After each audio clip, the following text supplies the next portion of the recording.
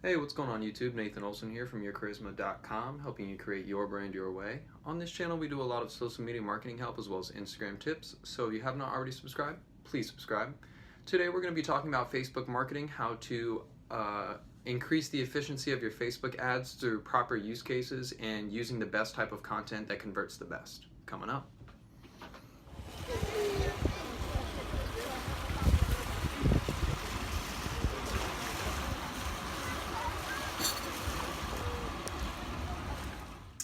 All right, welcome back, guys.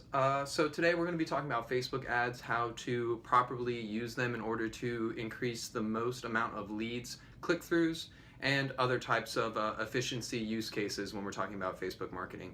So really what it boils down to on Facebook marketing is you have three pieces of vital content that you need to incorporate in all of your type of advertisements. And those three things are: you're going to want a leading caption that enables the user to read and understand exactly what you're trying to promote. You need a proper thumbnail and or video. And then the third thing is you need to have a credible targeted audience that you're going to be using in each of these Facebook marketing campaigns. We're going to go over each of them in detail. So when we talk about the caption and or the writing that you're putting in your post, you really want to stress the fact of what you're providing to the user, what problem that you're solving, what solution that you're bringing to the table that's not already been introduced into the market. And when you do this, you want to convey it in a way that it's easily understandable by the audience. You want to lead them on in order to read more using language that forces them to look further down, such as check out below or look below or just below we will say this, continued on below is this. This type of word and use cases are what really drive the reader to go further into your post and really dive into what you're actually saying. And then also using jargon and or language that is very useful to your niche. So when you're speaking within a particular field, you want to use jargon that the audience is understanding and that they know that you know how to use that language in order to convey your message in an appropriate way, in order to show how much knowledge that you have in the niche. So for example, when you're talking about the fitness industry or the crypto industries, you want to use specific words that allow to show your knowledge in the industry. For example, in the fitness industry, you can use scientific knowledge, scientific of muscles, tendons, movements, specific targeting type of actions that each movement provides.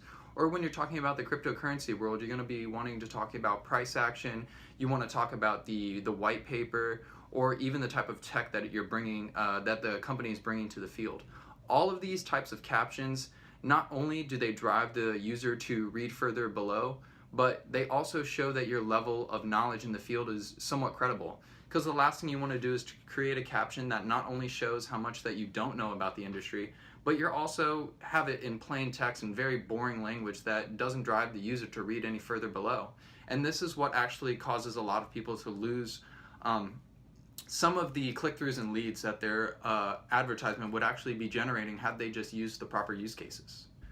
When we talk about Facebook ads, you really want to pay attention to the thumbnails and or videos that you're implementing into your post. When it comes to thumbnails, for example, the last thing you want to do is to have a high volume amount of words on your image. Not only does Facebook tend to kick back these images, but it actually converts a lot less. People are driven to see the image and or the video to help further explain what you're trying to convey in the caption.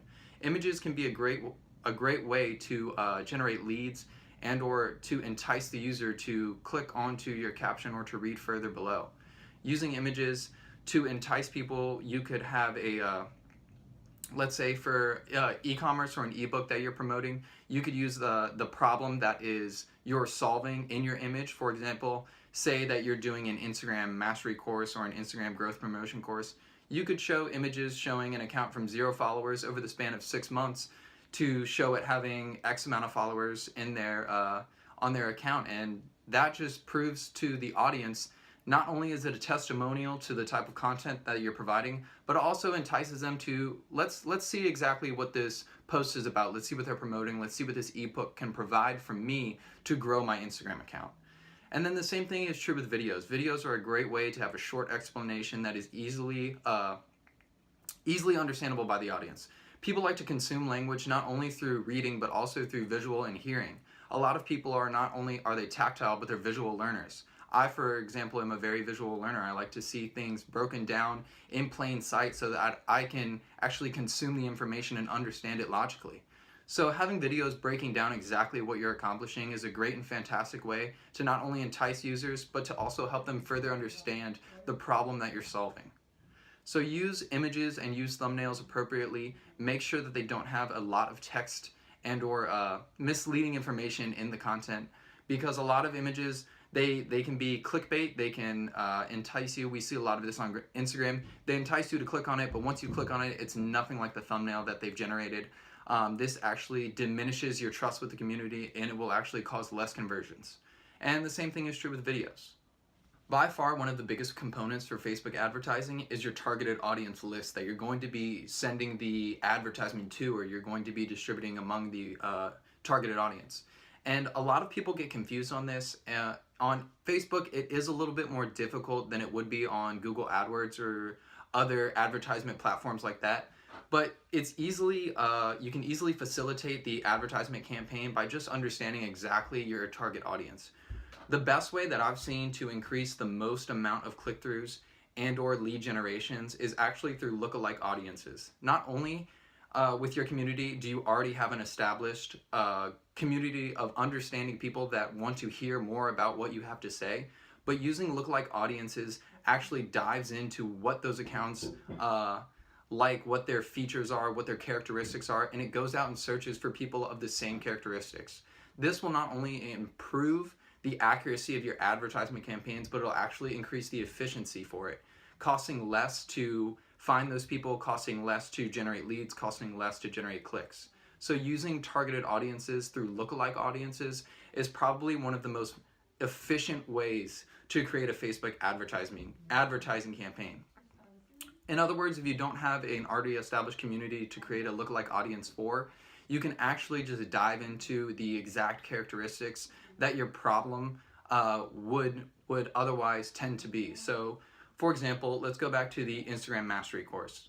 In that, you don't want to go too broad by going people for only with Instagram, for only social media, for only Facebook or other things of that nature. You really want to dive down to it. You really want to get a specific age range that your language is appropriate for.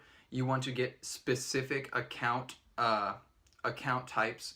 So for example, if you have an Instagram Mastery course, a good place to go to find people that are like that is to just go on forums and to look for individual people that are trying to promote something like that, and to use those. You can go through the likes and comments that people get, and you can actually look and see what those types of people are and just gain a basis of understanding for your audience. And another fantastic way to do this is to just jot down the type of problem that your the type of audience your problem would go to.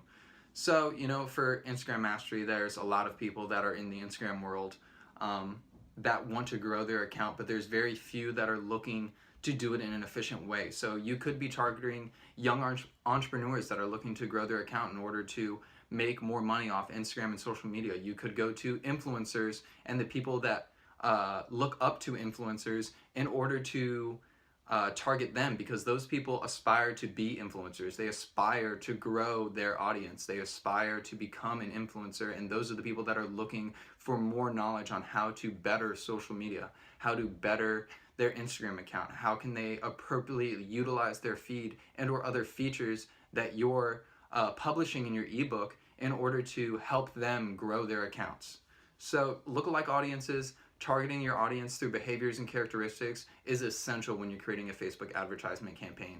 And you just really want to dive into each characteristic and really pinpoint exactly who you're going for.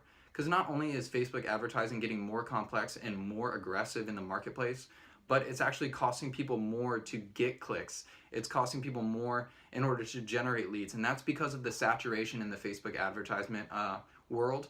The more young entrepreneurs and the more people that are diving into Facebook advertising in order to promote their Shopify store, other things of that nature, a lot of money is being dumped into the Facebook ads, and you need to just really hone in on who your audiences are in order to spend the least amount of money to get the most amount of leads.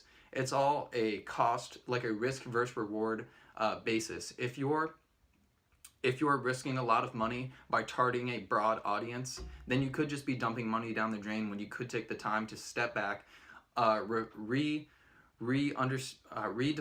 your advertisement, break it down, really fully understand what you're trying to solve, who you're trying to target, and what exactly the solution you are providing. That is the best way to create the most efficient and the most the cheapest Facebook advertisement.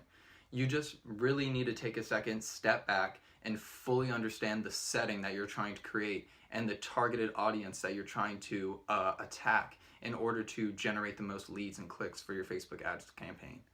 So guys, that wraps it up for this video. It was a little short, but I hope you guys enjoyed it. Stay tuned.